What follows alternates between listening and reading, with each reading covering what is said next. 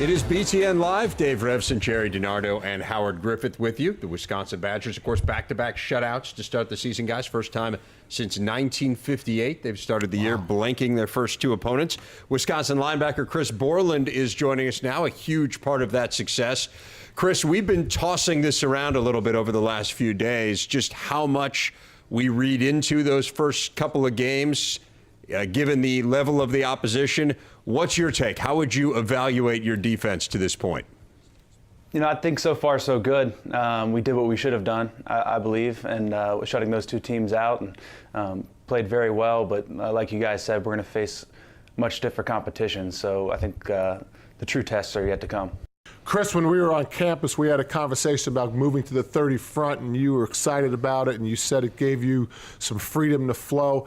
Even though the competition hasn't been great, there has to be some tough parts of the transition. Tell us about maybe the toughest thing that it's been on you going to the 30 front. Yeah, I think it was, we were excited for that first game to kind of see how it would look against a new opponent. We understood our defense against our offense, but it's a different animal when you get out there and you're seeing formations you haven't seen and personnel groupings you haven't seen. So I think it adjusted well. We were able to learn some things, and moving forward, these first two games, even if they weren't against the greatest teams, we'll learn a lot about ourselves. Chris, give us a little insight on what you're seeing from your opponent coming up this weekend. Well, Arizona State is a true spread team. They like to run the ball and give you a lot of different looks, a lot of different personnel groupings, and combined with their athletes, it's a volatile combination. It's a dangerous offense. All Big Ten linebacker Chris Borland is with us on BTN Live. Dave Revsine, Howard Griffith, and Gerry DiNardo. Chris, to build on Howard's question and your answer, your offense doesn't run up-tempo offense, so you don't see it in the spring, you don't see it during camp. How have you prepared for it this week? What's been the practice organization?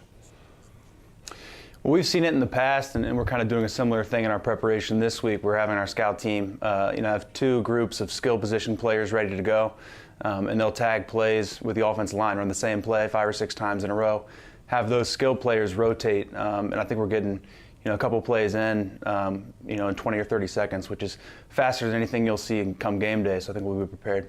I think you should have Coach DiNardo come out and give you guys a look. Maybe at offensive line or something. See if he's still got something left. Is your intention to slow down the look? Hey, Chris, let me ask you, when you're facing a quarterback that really has a high completion percentage as far as throwing the football is concerned, what are some of the ways that you can slow him down to try to get into his head or get him off rhythm? I think ideally pressure is the best way to do it. Even great quarterbacks don't like having someone in their face. That said, Arizona State does a great job of moving the pocket, tagging pass plays with run plays, so they don't really do much drop back pass. It's hard to get in his face. So we're just going to have to play great coverage, not let anybody open. Chris, your coach, Gary Anderson, before the season called you the best linebacker in the country.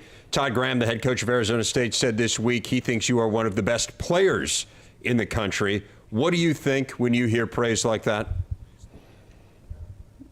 It's flattering. I have to back it up each week and then play at a high level. But we're a team defense. Wisconsin's the type of place where we win as a team, offensively, defensively, and special teams. So it's a great praise from two guys that are at the top of the profession, but I don't look into it much further than that. Chris Borland, as always, really appreciate your time, and good luck this weekend against ASU. Thanks for having me.